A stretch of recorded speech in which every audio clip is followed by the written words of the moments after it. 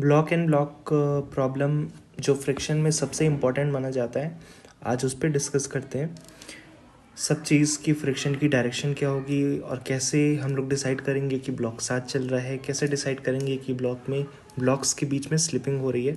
ठीक है, जैसे ये पहला एग्जांपल है, तो ये ब्लॉक ए है जो कि 10 मीटर पर सेकेंड से जा रहा है, ब्लॉक बी है जो 5 मीटर पर सेकेंड से जा रहा है। ब्लॉक ए और बी के बीच में फ्रिक्शन है, ब्लॉक बी और सरफेस के बीच में फ्रिक्शन नहीं है। ठीक है, तो ध्यान से देखो, ब्लॉक ए 10 से जा रहा था, ब्लॉक बी 5 से जा रहा है। अब friction always opposes relative motion या रिलेटिव स्लिपिंग। तो तुम खुद बताओ, ए तेज जा रहा है, बी धीमे जा रहा है, तो ए बी पे स्लाइड कर रहा होगा, स्लिप कर रहा होगा। तो block friction always opposes slipping. ठीक है, तो फ्रिक्शन अब ए बी पे स्लिप कर रहा है तो फ्रिक्शन ए पे पीछे लग जाएगा। ठीक है, ताकि स्लिपिंग रोक सके ए की, और equal and opposite friction B पे आगे लग जाएगा due to Newton's third law, है ना। तो ए पे पीछे फ्रिक्शन लगा, बी पे आगे फ्रिक्शन लगा, और इस तरीके से ये डायरेक्शन हम लोग फ्रिक्शन की डिसाइड करते हैं। ठीक है, ये वाला इलस्ट्रेशन जिसमें ए 5 से जा रहा है, बी 10 से जा रहा है, 10 मीटर पर सेकेंड से। अब क्या हो रहा है, बी जो है वो आगे बढ़ रहा है, वो बी जो है ना वो स्लिप कर रहा है। तो ए क्या देखेगा, बी की स्लिपिंग हो रही है, तो स्लिपिंग को रोकने के लिए ए बी पे पीछे फ्रिक्शन लगाएगा और इक्वल एंड अपोजिट फ्रिक्शन ए पे आगे लग जाएगा। Clear, direction I hope clear हो गई होगी। ये इलस्ट्रेशन है। इस इलस्ट्रेशन में ब्लॉक ए है, ब्लॉक बी है, इस पे फोर्स एफ लग रहा है और ए पे, और हम लोग को क्या करना है, find the maximum force for which both block will move together. मतलब ए और बी दोनों साथ में मूव करने चाहिए। कंडीशंस क्या गिवन है, ये ग्राउंड जो है स्मूथ है, ये ए और बी के बीच में फ्रिक्शन है वो रफ है। ठीक है, तो अगर चलो मैक्सिमम फोर्स निकालना है ताकि ब्लॉक साथ चल सके, तो इसका मतलब हम लोग इसको सिस्टम मानेंगे, है कि नहीं, क्योंकि दोनों एक ही एक्सेलरेशन से चल रहे हैं। तो ये दिस इज सिस्टम, तो force divided by net mass is equals to common acceleration, जिससे ये दोनों ब्लॉक चलेंगे। फिर दूसरा स्टेप कि वो ब्लॉक ढूंढो जो सिर्फ फ्रिक्शन के कारण चल रहा हो, दैट इज ब्लॉक बी। ठीक, और ब्लॉक बी मैक्सिमम कितने एक्सेलरेशन से चल सकता है, तो ब्लॉक बी पे सिर्फ फ्रिक्शन लग रहा है, फ्रिक्शन की मैक्सिमम वैल्यू क्या होगी, लिमिटिंग फ्रिक्शन के बराबर। अगर स्टैटिक फ्रिक्शन है, साथ चलना है, स्लिपिंग नहीं होनी है, मतलब काइनेटिक फ्रिक्शन नहीं आएगा। लेकिन फ्रिक्शन ये ब्लॉक बी मैक्सिमम एक्सेलरेशन से चले, इसके लिए हम लोग को मैक्सिमम फ्रिक्शन लगाना पड़ेगा। मैक्सिमम फ्रिक्शन स्टैटिक में लिमिटिंग के बराबर होती है और उसका value mu M A into G होता है। तो ये मैक्सिमम फ्रिक्शन आया जो ब्लॉक बी पे लग सकता है, जिससे ब्लॉक बी आगे चल सकता है, और उसके कारण maximum acceleration net force divided by mass, तो इसका मास एम बी। तो ये मैक्सिमम एक्सेलरेशन आया जिससे ब्लॉक बी मूव कर सकता है।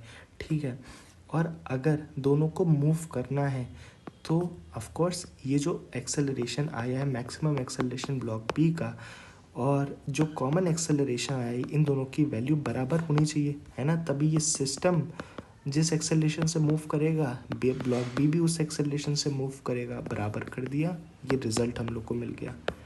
ठीक है, तो इधर से सीखने को क्या मिला, 3 कंडीशंस। अगर ये ए डैश दैट इज़ वो ब्लॉक जो सिर्फ फ्रिक्शन के कारण मूव कर रहा है, उसका वैल्यू अगर कॉमन एक्सेलरेशन के बराबर है, ठीक है, अगर बराबर है तो दोनों ब्लॉक मूव करेंगे एक साथ, और दोनों ब्लॉक के बीच में जो फ्रिक्शन लगेगा वो लिमिटिंग फ्रिक्शन लगेगा, स्टैटिक का लिमिटिंग फ्रिक्शन। ठीक है, तभी तो ब्लॉक बी की जितनी औकात है तेज चलने की, और ब्लॉक पूरे सिस्टम की भी उतनी ही औकात है। ठीक है, अगर तो इसका मतलब है कि इन दोनों ब्लॉक के बीच में लिमिटिंग फ्रिक्शन लग रहा है। क्लियर।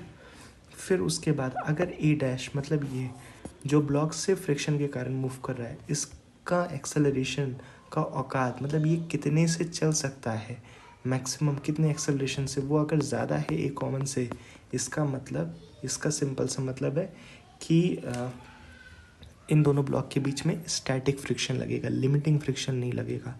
क्यों स्टैटिक लगेगा, क्योंकि ये ए डैश से चल सकता है, चलेगा ऐसा ज़रूरी नहीं है, क्योंकि ब्लॉक बी पे जो फ्रिक्शन लग रहा है ब्लॉक बी पे क्या लग रहा है, सिर्फ फ्रिक्शन लग रहा है। और पता है क्या कि फ्रिक्शन सेल्फ एडजस्टिंग फोर्स है, वो अपनी लिमिट बढ़ा सकता है, बढ़ाते बढ़ाते एक लिमिटिंग फ्रिक्शन तक आ सकता है, लेकिन हर बार लिमिटिंग फ्रिक्शन ही लगे ऐसा ज़रूरी नहीं है।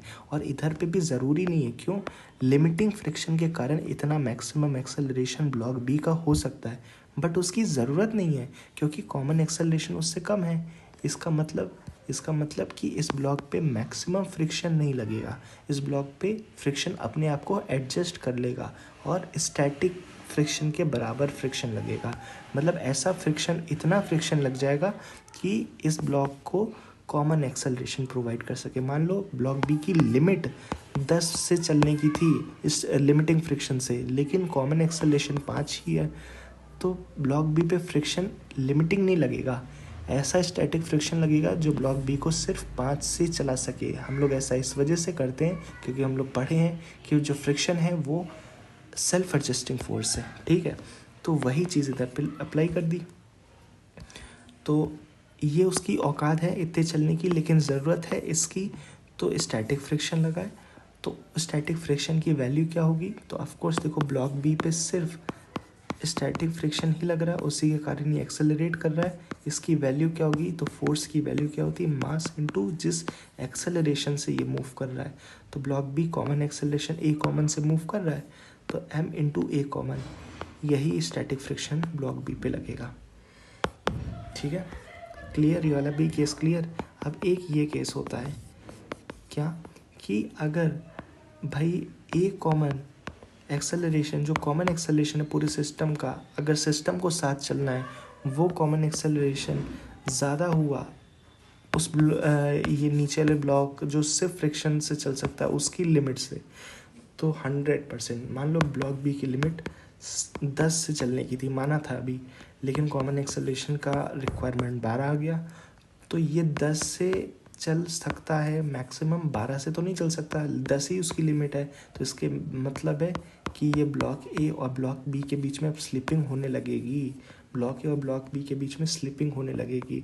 और अगर स्लिपिंग होने लगेगी तो स्लिपिंग में क्या कंडीशन आती है, जब कोई सरफेस पे स्लिप करता है, घिसता है आगे, ये ब्लॉक आगे जा रहा है, ये सरफेस पे स्लिप कर रहा है, इसका मतलब यहाँ पे काइनेटिक फ्रिक्शन आ गया है, ठीक है, दैट्स इट। तो यहाँ पे काइनेटिक फ्रिक्शन एक्ट करेगा, और काइनेटिक फ्रिक्शन की तो वैल्यू पता है, म्यू के इंटू एन, ठीक है। अब ये वाला एग्जांपल, जैसे 2 kg 5 kg 2 kg 5 kg के बीच में coefficient of static friction 0.5, coefficient of kinetic friction 0.4, coefficient of static friction 5 kg और ग्राउंड के बीच में 0.6, coefficient of kinetic friction 5 kg और ग्राउंड के बीच में 0.5। तो हम लोग को क्या क्या करना है, force require for slipping of any block, मतलब कोई भी ब्लॉक स्लिप करे ऐसा फोर्स बताओ। तो एक बार हम लोग सब चीज़ वैल्यू निकाल लेते हैं। 2 kg का लिमिटिंग फ्रिक्शन क्या है, इतना, ठीक है, 2 kg पे इतना मैक्सिमम फ्रिक्शन लग सकता है, म्यू एस इंटू एन, ये नॉर्मल रिएक्शन, वो तो 20 के बराबर होगा। और काइनेटिक फ्रिक्शन कितना लग सकता है 2 kg पे, 8 Newton, mu K into N तो उतना ही रहेगा, तो ये 8 आ गया। उसी तरीके से 5 kg पे स्टैटिक फ्रिक्शन कितना लग सकता है नीचे, तो म्यू एस 0.6 इंटू एन। अब ये 5 kg पे जो नॉर्मल रिएक्शन लगेगा वो 70 लगेगा, है कि नहीं, क्योंकि ये 20 का भी नॉर्मल नीचे लग रहा है और इसका mg भी नीचे लग रहा है। अब 2 kg का नॉर्मल 20 है और 5 kg का mg 50 है, तो नॉर्मल कितना लगेगा 5 kg पे 70, यही 70 इधर पे लिखा हुआ है। तो ये 42 स्टैटिक फ्रिक्शन लगेगा, मतलब अगर 42 न्यूटन अगर तुमने एक्सटर्नल फोर्स लगाया तभी ब्लॉक 5 फिर स्लिप होना स्टार्ट करेगा, ठीक है। और जब स्लिप होना स्टार्ट करेगा काइनेटिक फ्रिक्शन आएगा, ठीक। तो काइनेटिक फ्रिक्शन की लिमिट क्या होगी, mu K into N 0.5 into 70 that is 35। जब ये स्लिप करने लगेगा इस सरफेस पे तो फिर 5 kg पे 35 न्यूटन फ्रिक्शन लगेगा। अब तुम एक चीज़ देखो कि अगर यार 2 kg और 5 kg। जब तक 5 kg स्लिप ही नहीं हो रहा है, जब तक 5 kg स्लिप ही नहीं हो रहा है ग्राउंड पे, ये ग्राउंड के सरफेस पे, 2 kg को पता ही नहीं चलेगा कि 5 kg पे कुछ हो भी रहा है। क्योंकि 5 kg जब आगे स्लिप होना स्टार्ट करेगा तभी तो 2 kg को ये पता चलेगा, अरे 5 kg तो आगे बढ़ने की कोशिश कर रहा है, तब हम पीछे फ्रिक्शन लगाएंगे। ठीक है, इस पे 5 kg पे, एक सेकेंड, तब हम पीछे फ्रिक्शन लगाएंगे 5 kg पे, ऐसे। लेकिन अगर 2 kg को पता ही नहीं चले कि 5 kg स्लिप होने की कोशिश कर रहा है, तो कोई फ्रिक्शन नहीं लगेगा ना 2 kg पे। कब तक नहीं लगेगा? जब तक 5 kg स्लिपिंग स्टार्ट ना कर दे। तो वो तो स्लिपिंग तभी स्टार्ट करेगा जब स्टैटिक फ्रिक्शन, लिमिटिंग फ्रिक्शन की वैल्यू से एक्सीड होगा एक्सटर्नल फोर्स। तो कोई भी ब्लॉक को चलने के लिए 42 न्यूटन तो चाहिए ही चाहिए, क्योंकि 2 kg तो रेस्ट पे रहेगा ना। जब तक 42 न्यूटन लगेगा ही नहीं एक्सटर्नल फोर्स, 5 kg स्लिप ही नहीं करेगा। 5 kg स्लिप ही नहीं करेगा तो 2 kg को कुछ फील ही नहीं होगा। जब 2 kg को कुछ फील ही नहीं होगा तो 2 kg 5 kg पे कोई फ्रिक्शन ही नहीं लगाएगा। और जब 2 kg 5 kg पे कोई फ्रिक्शन नहीं लगाएगा तो 2 kg पे भी कोई फ्रिक्शन नहीं लगेगा। तो 2 kg भी रेस्ट पे रहेगा जब तक 42 न्यूटन ना हो जाए फोर्स एक्सटर्नल। ठीक, समझ गए होंगे। फिर उसके बाद ये वाला एफ मैक्स, जिससे दोनों ब्लॉक मूव करें टुगेदर। ठीक है, मैक्सिमम फोर्स बताना है। तो यहाँ पे सब कुछ तो क्लियर है, सारा डेटा हम लोग ने निकाल लिया। ठीक है, यहाँ पे मैक्सिमम फोर्स निकालना था ना कि दोनों ब्लॉक साथ चलें। तो वही सिंपल सा केस है कि मैक्सिमम फोर्स साथ चलने के लिए 2 kg का मैक्सिमम एक्सेलरेशन क्या हो सकता है। तो 2 kg पे मैक्सिमम फोर्स कितना लग सकता है, तो एक सेकेंड, 2 kg पे मैक्सिमम कितना फोर्स लग सकता है, तो यही है कि 5 kg जब स्लिप करेगा आगे तो 5 kg पे फ्रिक्शन लगाएगा 2 kg पीछे, और 2 kg पे आगे भी फ्रिक्शन लगेगा, और इसी फ्रिक्शन से 2 kg चलेगा। तो 2 kg पे मैक्सिमम फ्रिक्शन कितना लग सकता है, म्यू एस इंटू एन। ठीक है, और म्यू एस की वैल्यू कितनी है 0.5, एन की वैल्यू कितनी है 20, तो ये वैल्यू 10 आ गई। तो इसका मतलब है कि 2 kg मैक्सिमम 2 kg पे मैक्सिमम 10 न्यूटन फ्रिक्शन फोर्स लग सकता है, और ये 5 मीटर पर सेकेंड स्क्वायर से मैक्सिमम चल सकता है। ठीक है, और हम लोग को अगर निकालना है कि एफ मैक्स की ये साथ में मूव करें, इसका मतलब हम लोग को इसको सिस्टम मानना पड़ेगा, है कि नहीं। इसको सिस्टम जैसे ही मानेंगे तो वैसे ही क्या होगा, यहाँ पे 5 kg पे जो ये पूरा जो सिस्टम है ये साथ चलेगा, और पूरा सिस्टम अगर साथ चलेगा तो इधर पे निकाल चुके हैं कि काइनेटिक फ्रिक्शन जो 5 kg पे लगेगा वो 35 न्यूटन इधर निकाला है मैंने। तो वही 35 न्यूटन पीछे, एफ मैक्स आगे, F max minus 35 is equals to 7 into, यार पूरा सिस्टम अगर 5 से चला, 2 तो 5 से चल ही रहा है, और पूरा सिस्टम भी अगर 5 से चला तो ये साथ चलेंगे। लेकिन अगर 5 से एक्सीड हो गया तब फिर 2 kg साथ नहीं चलेगा, फिर वो पीछे छूट जाएगा। तो साथ चलने के लिए मैक्सिमम एक्सेलरेशन पूरे सिस्टम का कितना होना चाहिए, 5, क्योंकि 2 का 5 है, 2 kg का मैक्सिमम एक्सेलरेशन 5 है। तो वही है एम पूरा सिस्टम का इनटू पूरा सिस्टम अगर 5 मीटर पर सेकेंड स्क्वायर से चले तो मैक्सिमम एक्सटर्नल फोर्स 70 न्यूटन चाहिए। अगर तुम 70 न्यूटन फोर्स लगाओगे तो ये पूरा सिस्टम 5 से चलेगा, और 2 तो 5 से चलेगा ही, क्योंकि अभी निकाला यहाँ पे वैल्यू। लेकिन क्वेश्चन में अगर बोल दे कि 60 न्यूटन से मैंने एक्सटर्नल फोर्स लगाया है, तब क्या कंडीशन होगी। यार 60, एक बात बताओ, 42 न्यूटन पे तो स्लिपिंग स्टार्ट हो गई थी ना। ठीक है, इधर पे निकाला था, तो ऑफ कोर्स 60 तो 42 न्यूटन से बड़ा ही है, तो 60 पीछे लगेगा, और ये स्लिपिंग तो हो ही रही होगी, फिर 35 आगे, स्लिपिंग 35 पीछे लगेगा, 60 आगे लगेगा।